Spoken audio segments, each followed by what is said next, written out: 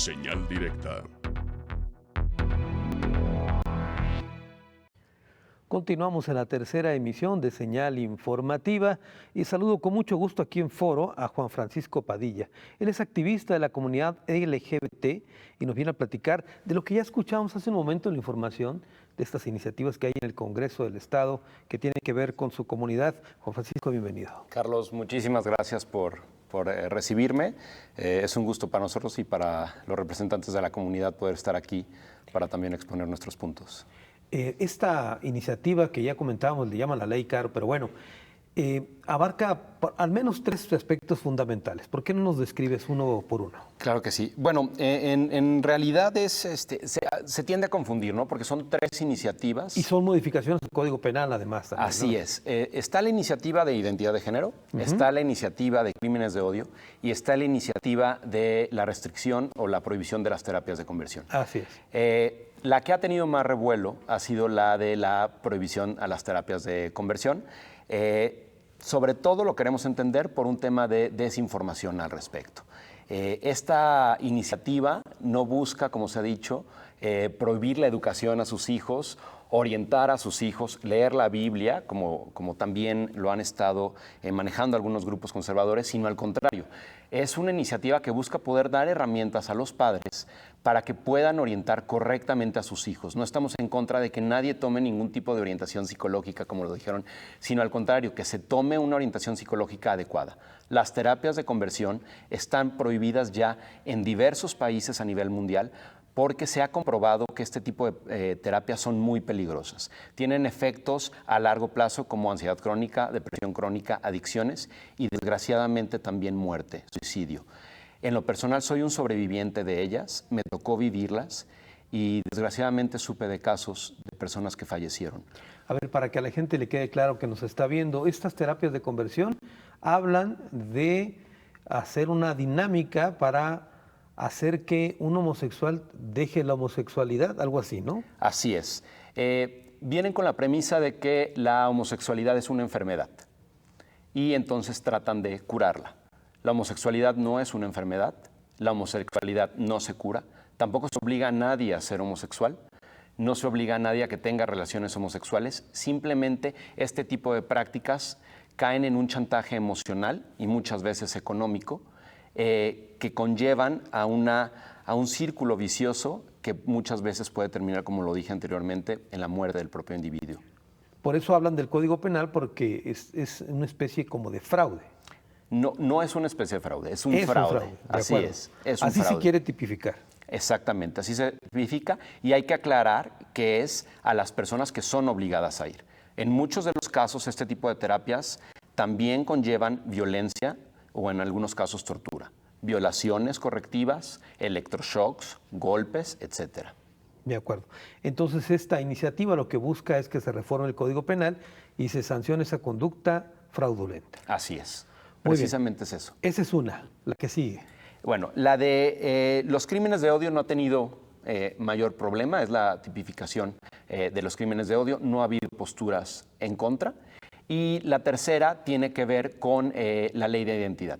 A ver, pero esta de crímenes de odio también platícanos un poco de qué se refiere. Es simplemente que en el Estado se tipifique a los crímenes que van contra la comunidad LGBT como crímenes de odio. Y conforme a esto, el Código Penal los trate como tal, como crímenes de odio, que actualmente no se están tratando de esa manera, no lleva mayor trasfondo al respecto. Claro, aunque no ha habido oposición, como tú dices, para que vaya adelante, sí será interesante saber a qué se refiere en particular un crimen de odio. Un crimen de odio es aquel en el que se asesina a alguien por su orientación sexual.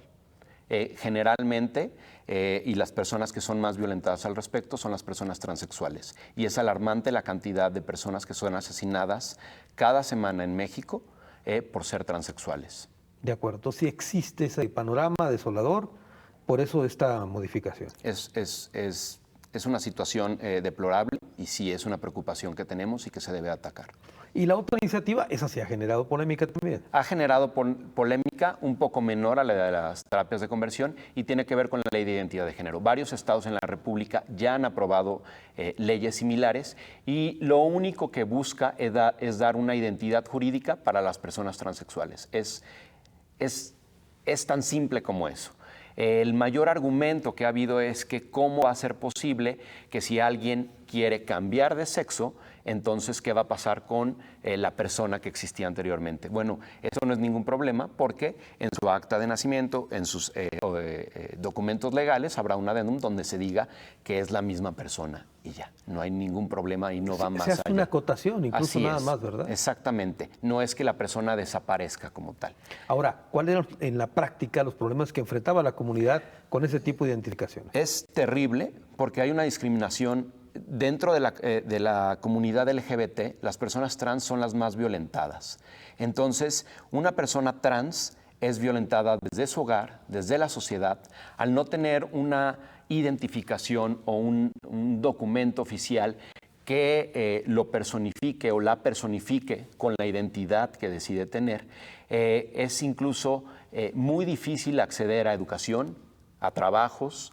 Es muy difícil hacer cualquier tipo de trámites administrativos, burocráticos, gubernamentales, viajar inclusive. Entonces, lo único que se busca es dar una verdadera certeza jurídica a la población trans, que no es una población que tiene que ser tratada como de segunda o como de tercera clase, como muchas veces la población somos tratados. Y si se avanza a esta iniciativa de ley, ¿qué significaría en la práctica? En la práctica, bueno, para empezar sería un gran avance en los derechos, sobre todo en un estado como Jalisco, donde ni siquiera el Código Civil se ha homologado al de la Federación, y entonces les podría dar, como comentaba, certeza jurídica a todas las personas para avanzar. Se les daría mayor oportunidad del desarrollo de la libre personalidad, se les daría oportunidad de buscar otro tipo de trabajos, de tener una certeza para tener vivienda, para tener trabajo, para tener identidad y todo lo que eso conlleva. Tal vez para nosotros eso es muy difícil comprenderlo porque tenemos nuestra IFE, tenemos nuestra acta de nacimiento, tenemos nuestros estudios y nunca hemos tenido problema a la hora de identificarnos, al menos que hay un problema con nuestro apellido, etc. Claro. Entonces imagínate todos los problemas que conlleva el no tener simplemente cómo demostrarte jurídicamente. Claro. Ahora, me llama la atención lo que dices que no se ha modificado el Código Civil de Jalisco. Sí, no se ha homologado. No se ha homologado al federal. Así es. ¿Y el federal ya abarca esta área? Hablaba sobre todo, por ejemplo, con el tema de los matrimonios igualitarios, en donde Jalisco aún no lo homologa. Y entonces seguimos como en una laguna civil, que aunque ya se pueden hacer matrimonios igualitarios en Jalisco, yo tuve el mío el año pasado, no hay una ley estatal en donde diga, sí, aquí está la homologación, como ya la Suprema Corte de Justicia de la Nación lo indicó. ¿Por qué? Porque las legislaturas pasadas tampoco tuvieron la voluntad política de que esto sucediera, simplemente. Es solamente homologarlo, no se tiene que discutir. Ahora, este día, diversas organizaciones que se oponen a estas modificaciones realizaron una manifestación en el Congreso. La promesa de los diputados es que se va a abrir un proceso de diálogo. ¿Ustedes están dispuestos a ir a una mesa de análisis, de diálogo y todo esto? El día de ayer estuvimos con el diputado Salvador Caro, así como con la diputada Mariana Fernández. Nos comentaron de esto. Estamos en la mejor disposición de colaborar con el legislativo para poder dar toda la información que se requiera, sobre todo con estos temas que a veces son desconocidos. Sin embargo, nuestros derechos no están para negociarse. Y con mucho gusto daremos toda la información necesaria, pero estamos muy firmes en que nuestros derechos no se negocian. En este caso, no estamos hablando de un tema que pueda debatirse entonces. La Constitución nos respalda, los documentos científicos, médicos, psiquiátricos, psicológicos nos respaldan, los vivenciales nos respaldan, la gente está muriendo, la gente está sufriendo y no hay que desinformar a la población al respecto.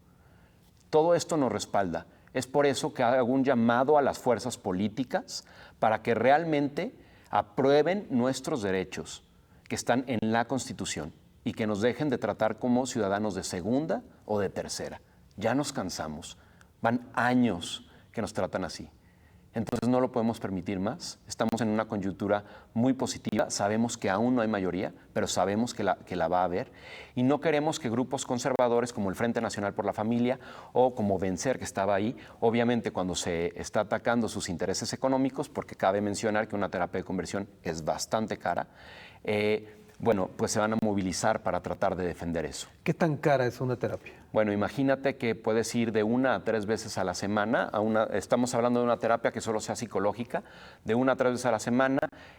No sé exactamente los precios de ahorita, pero por lo menos va a costar 500 pesos y esto puede llevar años o toda la vida porque supuestos casos de éxito comentan que siguen luchando al respecto y necesitan seguir yendo a este tipo de terapias, además de campamentos, retiros, literatura, viajes, gasolina y, bueno, lo más caro es el daño psicológico y las secuelas que tienes. ¿Adviertes tú que hay entonces una especie de industria en torno a esto? Hay una industria, es una realidad. Jalisco es una cuna de ellos, de este tipo de prácticas. Es por eso que se levantó la voz, es por eso que pedimos el apoyo de los diputados, porque esto tiene que parar. Cuando tú dices que Jalisco es una cuna para este tipo de actividades, ¿eso quiere decir que vienen de otros estados a Jalisco? Sí, en efecto. De otros estados vienen a Jalisco a tratarse, así es. ¿Y más o menos de cuánto estamos hablando del mercado que hay de eso? ¿Son muchas? Este tipo de terapias generalmente operan en la clandestinidad. Entonces sería muy complicado hacer un análisis cuantitativo. Pero sí son varias. Son muchas. Y incluso en ocasiones se priva de la libertad a las personas y caen en un chantaje para estar asistiendo. Las familias también son víctimas. No, para empezar en el bolsillo, ¿no? Sí, pero sobre todo el bolsillo es muy fuerte, pero lo más triste es la falsa esperanza que se les da de una cura que no existe y las repercusiones que tiene a futuro el propio paciente o la propia paciente y sus familias que caen en este terrible círculo vicioso. Muy bien, Juan Francisco, pues muchas gracias por haber venido. Carlos, estaremos atentos a este tema. Claro y que si sí. te parece, volvemos a platicar más adelante. Con muchísimo gusto. Conforme avance estas iniciativas. Claro que sí, estamos a tus órdenes y muchísimas gracias por el espacio. Muy bien, es Juan Francisco Padilla, activista de la comunidad LGBT. Voy a una pausa, regreso con más.